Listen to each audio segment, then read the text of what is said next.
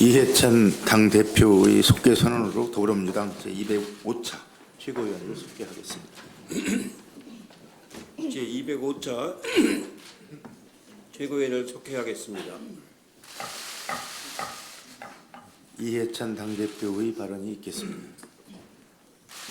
어제 영입 인재 중 한 분이 사퇴하는 불미스러운 일이 있었습니다. 사실과 관계없이 인재 영입위원장으로서 국민과 당원께 심려를 들은 점을 송구하게 생각을 합니다. 당에서 좀 더 철저히 조사를 하도록 하겠습니다. 그리고 이후에는 사전에 좀 더 철저히 검증을 하도록 하겠습니다. 신종 코로나 바이러스 감염증 확진 환자가 발생한 지 오늘로 열흘째입니다. 이틀 전 네 번째 확진 환자 이후 추가 환자가 발생하지 않아 다행이라고 생각을 합니다. 또 모두 우한 현지에서 옮은 1차 감염자들 뿐이고 한국에서 감염된 2차 감염자가 없어서 아직 국내 확산 조짐은 보이지 않고 있습니다. 국가의 최우선 임무는 국민의 생명과 안전을 보호하는 것이며 이런 일에는 아무리 강하게 대응해도 지나치지가 않습니다. 정부가 총력을 기울여 이 정도 막아내고 있지만 감염증 잠복기가 최장 2주일인데다가 공항 입국 과정에서 놓친 경우도 있었으니 여전히 대응에 한치 방심도 허용해서는 안 될 것입니다. 우한 주변 지역 방문자의 전수조사도 검토할 필요가 있으며 각 보건소를 대응 체계의 거점으로 적극 활용해야 할 것 같습니다. 동시에 환자 진료비와 의료기관 피해 보상, 격리 조치에 따른 생계 지원 등에 대한 대책이 필요합니다. 경제부처는 경제에 미치는 영향을 잘 들여다보고 적절한 대응책을 선제적으로 준비해 주시기 바랍니다. 국민 여러분께도 당부를 드립니다. 이미 2018년 메르스뿐만 아니라 AI나 구제역 방해 등에서 보여준 바와 같이 문재인 정부의 방역 대응 체계는 매우 높은 편입니다. 정부가 투명하게 공개하고 있으니 과도하게 불안을 부추기거나 불확실한 가짜 뉴스에 속지 않으시길 바랍니다. 야당에도 당부를 드립니다.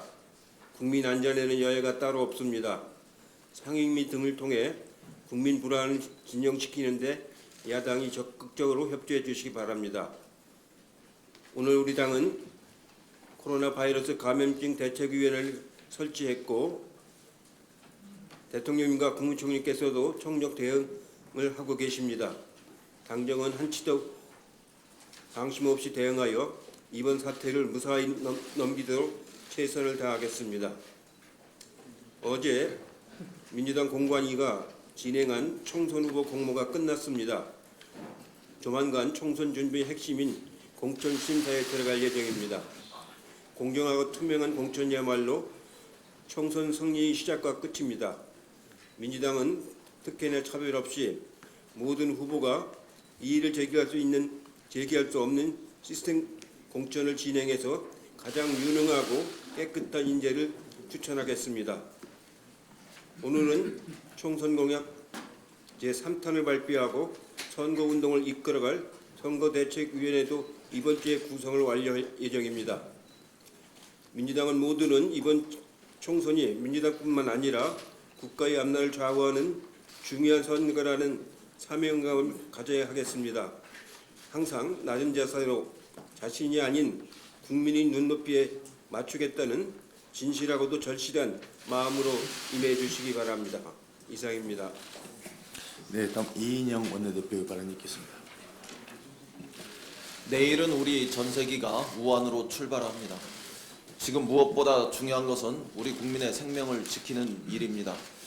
위기에 처한 국민을 돕기 위한 정부의 신속한 대응을 환영합니다. 전 세계 중국 국민들을 도울 구호 물자도 함께 보낸다고 합니다. 대웅제약, 현대자동차 등 민간 차원에서도 우한 힘내라 등 어려움에 처한 중국 국민을 돕는 자발적 운동이 시작되었습니다. 중국 대표 언론인 환구시보와 웨이보 등에서 우리 국민들의 신속한 지원 소식이 전해지면서 중국 국민들이 환영하고 있다는 소식도 들려오고 있습니다. 우리 교민들을 긴급 수송하기 위해 특별 전세기에는 대한항공의 베테랑 직원들이 자원해서 탑승한다고 합니다. 위기 상황에서 우리 국민의 성숙한 힘이 단연 돋보이고 있습니다.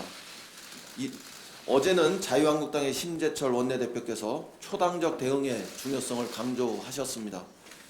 세세한 방법에 대해서는 생각이 다를 수 있지만 정치권이 함께 손잡고 국민을 안심시켜야 한다는 점에서 여야의 뜻이 다를 수 없다고 생각합니다. 충분히 토론하고 지혜를 하나로 모읍시다. 민주당은 이번 사태를 슬기롭게 극복할 수 있도록 자유한국당을 비롯한 야당과 머리를 맞대고 또 뜻을 하나로 합치겠습니다. 내일 국회 보건복지위가 열립니다. 정부의 대응 상황을 점검하는 한편 지금 국회가 할 수 있는 일을 신속하게 찾아보도록 하겠습니다. 방역 제1선에서 현실적으로 또 헌신적으로 복무하고 있는 방역 관계자들을 지원할 방법도 찾아보겠습니다. 정부의 총력 대응을 제도적으로 뒷받침하기 위해 법사위에 계류된 검역법의 개정안도 신속히 통과시킬 수 있도록 협의하겠습니다. 이 법안은 감염병 위험도에 따라서 검역 관리 지역을 탄력적으로 지정하고 차등화된 검역 조사 및 조치를 시행할 수 있도록 돕는 법입니다.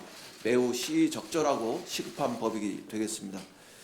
최악의 상황에 대비하되 차분하고 냉정하게 우리 모두가 대응해야 합니다.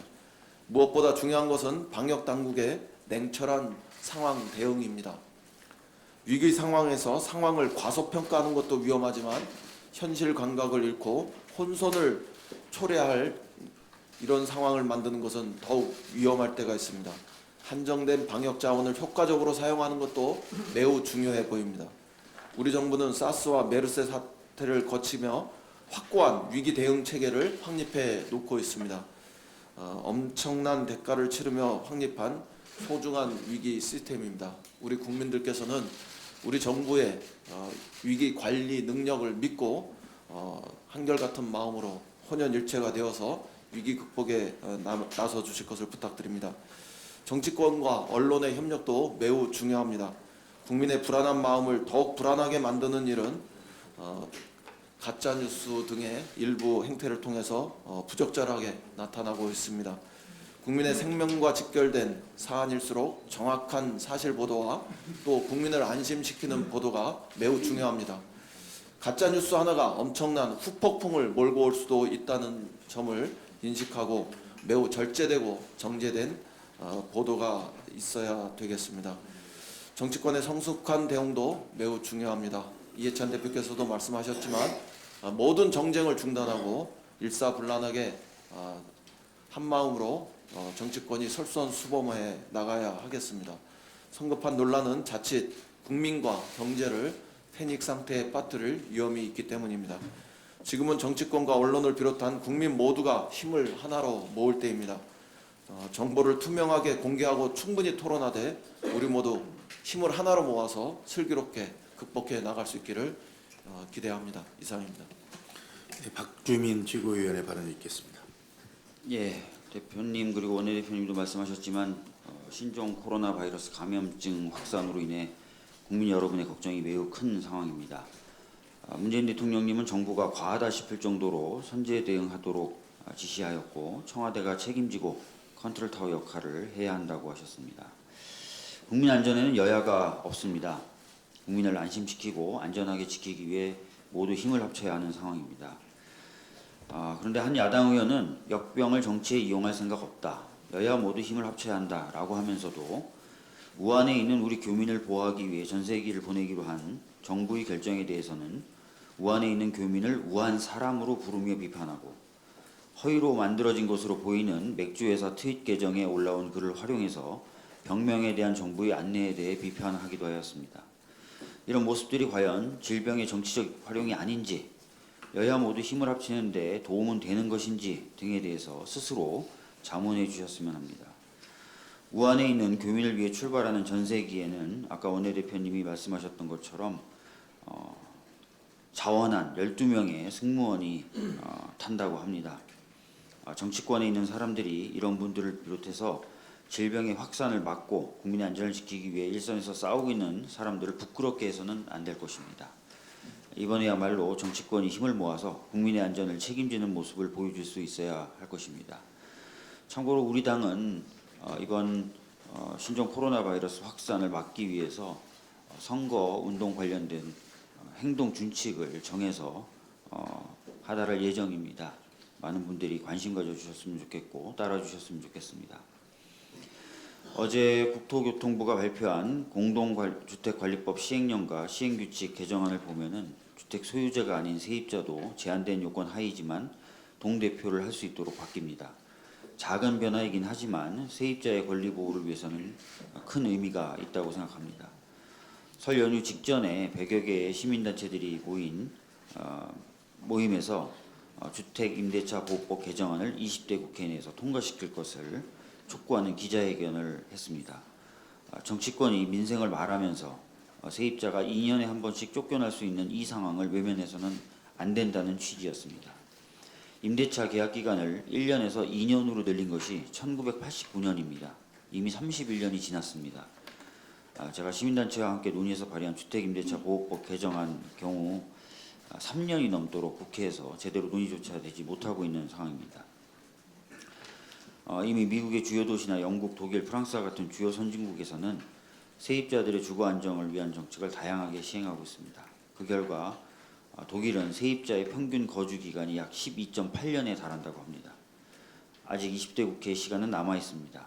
이제는 여야가 민생을 말로만 외칠 것이 아니라 서민의 삶을 조금이나마 개선할 수 있는 그런 정책 결과물을 내놓아야 할 것이라고 생각합니다.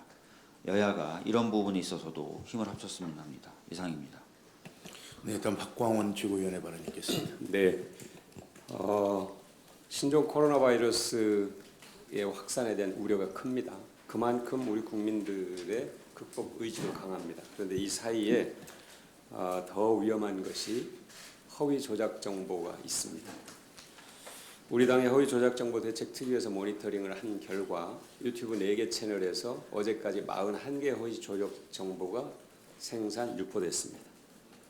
어제 반나절 만에 35만 회가 조회될 정도로 속도가 빠르게 확산되고 있습니다. 일부 커뮤니티에서는 방송통신심의위원회 규제를 피하기 위해서 조작 영상을 만들어서 올렸다가 조회수가 어느 정도 올라가면은 삭제하고 다시 만들어서 재배포하고 재삭제하고 하는 이런 반복적 행태를 보이고 있는데요. 조직적이고 범죄적 수법입니다. 강원 산불 때도 마찬가지입니다. 국가적으로 어떤 위기가 닥쳤을 때 이런 허위 조작 정보들이 기승을 부리는데 목적은 분명합니다. 정부와 국민을 이간하고 사회 혼란을 조장하고 사회 분열을 책동하기 위한 것입니다. 테러 행위와 같습니다. 당과 정부는 강력하게 대처하겠습니다. 무관용의 원칙을 갖고 대처하겠다는 말씀을 드립니다. 기업들도 위기의식을 갖고 동참해 주셨으면 합니다. 허위 조작 정보를 유포시키는 유튜브 채널에 이 기업들의 광고가 무차별적으로 붙고 있습니다.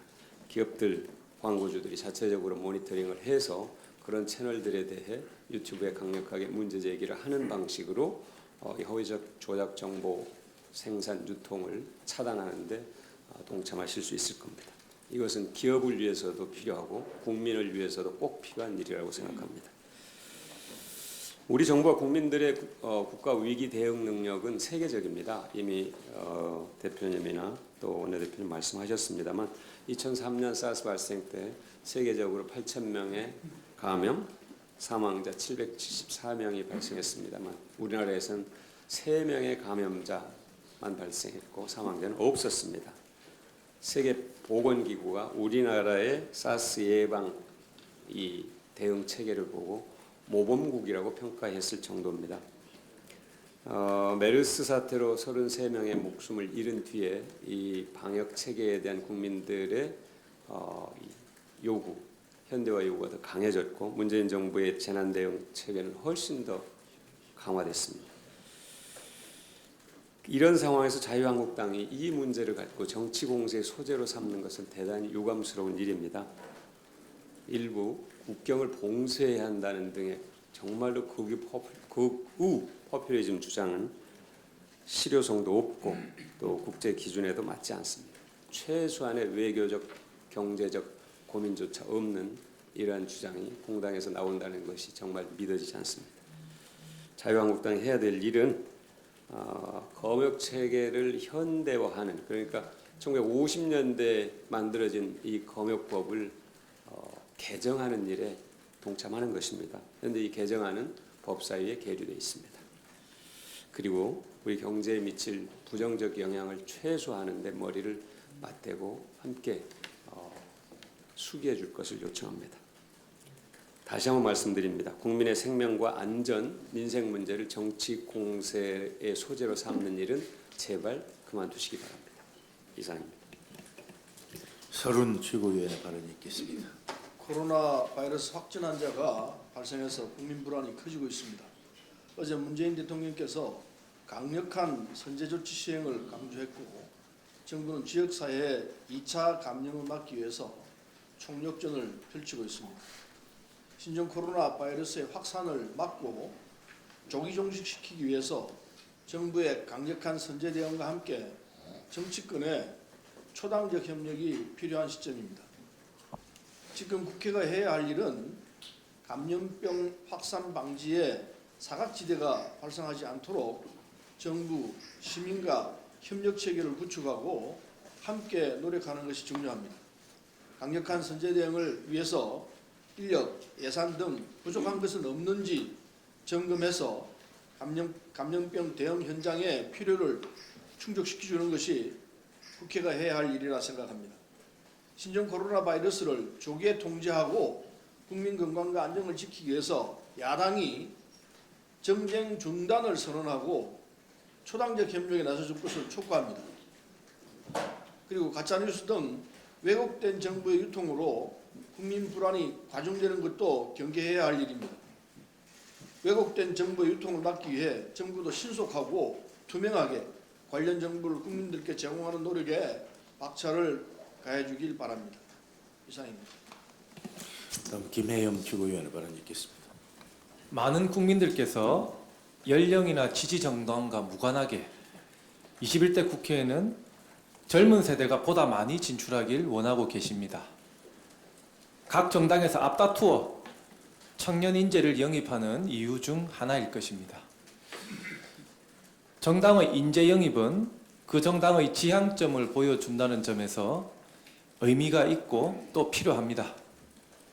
반면 선거 국면에서 영입 인재에만 스포트라이트가 모아지고 공천에서 혜택을 받을 경우 자칫 그동안 당내에서 열심히 준비해온 이들의 기회는 줄어들 수밖에 없습니다.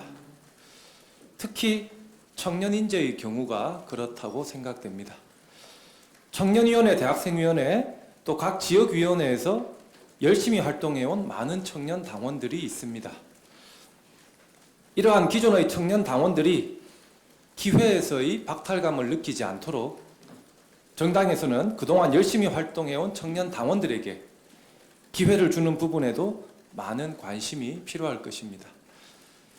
사실 대한민국의 정당들이 정당 내에서 청년 정치인을 육성하는데 소홀함이 있는 것이 사실입니다. 청년 정치인들이 각 정당 내에서 육성되고 성장해 나갈 수 있는 풍토를 만드는 것이 대한민국 정치 발전을 위해 중요한 지점이라고 생각됩니다. 저희 더불어민주당에서는 청년 당원들이 청년 정치인으로 훌륭하게 성장해 나갈 수 있도록 지속적인 방안을 만들어 가겠습니다. 이상입니다. 네, 다음 남인순 최고위원의 발언이 있겠습니다. 네, 우리 당이 인재로 영입한 원정권 씨가 성폭력, 데이트 폭력 가해자로 지목된 것에 대해서 강한 유감을 갖고요. 그리고 피해 호소인을 비롯한 상처 입은 모든 분들께 깊이 사과를 드립니다. 친밀한 관계에서 벌어지는 성폭력, 데이트 폭력이 드러나기 어려운 경우가 많습니다. 이번에 피해 호소인의 용기로 알려지게 되었습니다. 피해 호소인의 용기를 지지하고 우리 당은 지난 그 미투 운동 이후에 젠더 폭력 문제에 대해서는 무관용 원칙임을 다시 한번 강조를 드립니다. 앞으로 우리 당의 인재들에 대한 검증을 더 철저히 하도록 하고 국민들을 실망시키지 않겠습니다. 이를 뒷받침하기 위해서 우리 당 내에 젠더 폭력 상담 신고센터를 이미 설치해서 전담 인력을 두고 상담 조사 등을 철저히 하고 신속하게 할 수 있는 처리 절차를 갖추고 있습니다. 우리 당은 성희롱 성폭력 피해 내용을 젠더 폭력 신고 상담 센터를 통해서 신고할 수 있다는 점을 다시 한번 말씀을 드립니다.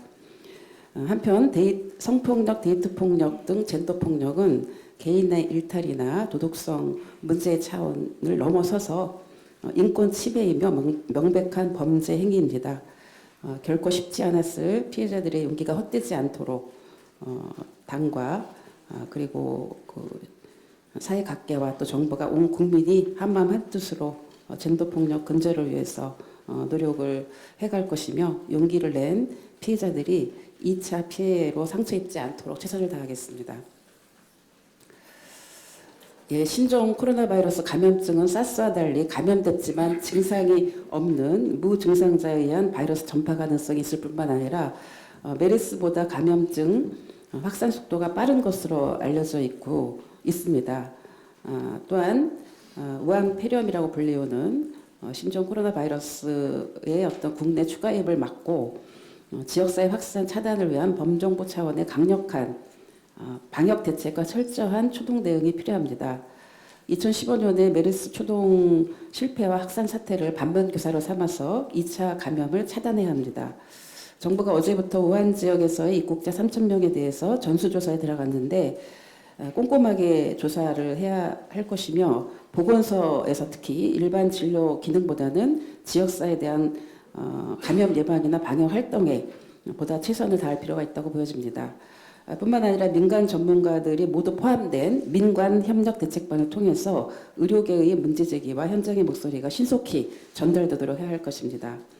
정부는 신종 코로나 바이러스 감염증을 1급 감염병인 신종 감염병 증후군으로 분류해서 관리하고 있는데요. 환자 진료비나 의료기관 피해 보상에 대해서 정부가 명확하게 책임을 지겠다는 의지와 대책을 마련을 하고 또 격리 조치에 따른 생계 지원 등 적극적인 대응책도 동시에 준비를 해나갈 것입니다. 특히 군부대의 휴가나 외출을 당분간 잠정 중단하는 방안과 또 이번 주 후반부터 개학하는 학교들에 대해서도 여러 가지 좀 검토가 필요하지 않나라고 생각을 합니다. 뿐만 아니라 그 신종 코로나 바이러스 감염증 관련해서 SNS 등에서 퍼지고 있는 이런 가짜 뉴스에 대해서 앞에서도 최고위원들이 말씀하셨는데요. 이 부분에 대해서는 정부가 국민적인 불안과 공포심을 증폭시키는 가짜 뉴스에 대해서는 단호히 대응을 하고 국민께 정확한 정보를 신속하게 제공해서 알 권리를 보장하고 불안을 해소해야 된다고 생각합니다. 우리 국민들이 꼭 하셔야 될 일은 이미 많이 알려지긴 했지만 중국 유행 지역 여행 후에 건강 상태 질문서를 제출하고 또 귀국 이후 14일 이내에 발열 또는 호흡기 의심 증상이 발생하면 질병관리본부 콜센터 1339나 보건소에 문의를 하고 기침 등 호흡기 증상자는 의료기관 방문 시에 반드시 마스크를 착용해야 합니다. 그리고 우리 일반 국민들은 30초 이상 손 씻기와 또 기침할 때 옷소매로 입과 코를 가리는 등 기침 예절을 실천하면 신종 코로나 바이러스 감염증을 비롯한 많은 감염증을 예방할 수 있습니다. 이제 국회에서 내일 보건복지위원회가 열리고요. 여러 가지 대응을 점검할 예정이고 또 당에서도 특위를 만들어서 당초의 대책도 만들어 나가겠습니다. 이상입니다. 네, 다음 이수진 최고위원의 발언이 있겠습니다. 당대표께서도 사과하셨지만 우리 당 인재영입 관련 성폭력 미투 증언에 대해서도 저도 지도부 일원으로 사과드립니다. 몇 가지 사실 확인이 필요하더라도 피해자에게 매우 큰 상처로 오랜 기간 힘들어할 문제였을 거라고 생각됩니다. 피해자분의 인권과 여성성은 소중하기에 존중받아야 하고 저희 당은 앞으로도 여성과 장애인, 노동 소외계층, 소수자에 대한 관심을 잃지 않겠습니다. 보건복지부는 국민의 생명과 안전이 걸려 있는 상황이라 무엇보다 신중하고 엄중하게 신종 코로나 바이러스 차단에 대처해야 합니다. 병원 내 감염 차단이 무엇보다도 중요합니다. 늘 2차 감염은 병원 내에서 가장 많이 확산되고 있었습니다. 감염 관리 인력과 시스템을 갖춘 대형 병원보다는 지역의 민간 중소병원들의 감염 관리 인력과 체계에 대한 지원과 점검을 다시 한번 챙겨보시기 바랍니다. 우리는 지난 몇 년간 메르스 참사 때 겪었던 경험을 바탕으로 사스 전파를 차단했고 조류 인플루엔자와 구제역을 최소화해 수습하기도 하였습니다. 모든 가능성을 열어두고 신속하고 선제적인 대응과 예방 조치를 통해 감염병 위기 관리에 최선을 다하는 것이 중요합니다. 무엇보다 감염 확산을 차단하기 위해서는 국민들의 자발적인 협조와 실천도 중요할 것입니다. 감염병 예방 행동 수칙 준수하고 정부의 지침에 협조해 주신다면 이번 위기도 슬기롭게 극복할 수 있을 것입니다. 그리고 최전선에는 신종 코로나 바이러스와 사투를 벌이는 의료진이 있습니다. 오늘도 묵묵히 자리를 지키는 공항의 검역관과 그리고 관련 공무원 등 많은 노동자분들께 응원의 목소리를 전합니다. 더불어민주당은 신종 코로나 바이러스 대책 특별위원회와 감염병 대응 강화를 위한 검역법 처리를 요청하는 국회의 역할들을 이루기 위해서 최선을 다할 것입니다. 이상입니다. 이형석 최고위원의 발언. 예, 저는 어제 옛 광주교도소 부지 내에 있는 5.18 민주화운동 안매장 추정지 제5차 추가 발굴 조사를 하는 개토제에 다녀왔습니다.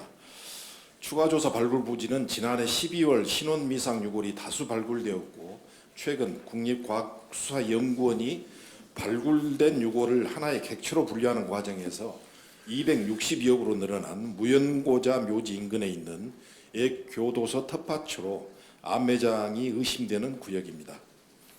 옛 광주교도소 부지는 5.18 당시 삼공수 여단이 주둔했던 곳으로 시신을 묻었다는 각종 기록과 계엄군들의 증언이 지속적으로 제기됐던 곳입니다. 당시 광주지검에서 작성한 광주교도소 동향에는 1980년 5월 21일 시신 6구가 교도소 공동묘지 주변에 임시 안매장 됐다고 기록되어 있고 5.18 직후 교도소 내 관사 뒤에서 시신 8구 그리고 교도소 앞 야산에서 시신 3구가 안매장 상태로 발견되었으며 계엄사령부가 발표한 1980년 5월 31일 문건에는 교도소에서 민간인 27명이 숨졌다는 기록 등이 이를 뒷받침하고 있습니다. 80년 이래 5.18 행방불명자 신고는 448건에 달합니다. 하지만 심사를 거쳐서 관련자로 인정된 사람은 84명에 그치고 있습니다. 40년 동안 끊임없이 소가리를 했을 행방불명자 가족들의 한이 풀어질 수 있도록 관계기관들의 더 적극적인 조사를 촉구합니다. 이상입니다. 네, 이상 모두 발언을 마치고 회의를 비공개로 전환하겠습니다. 언론인 여러분들의 협조를 부탁드립니다.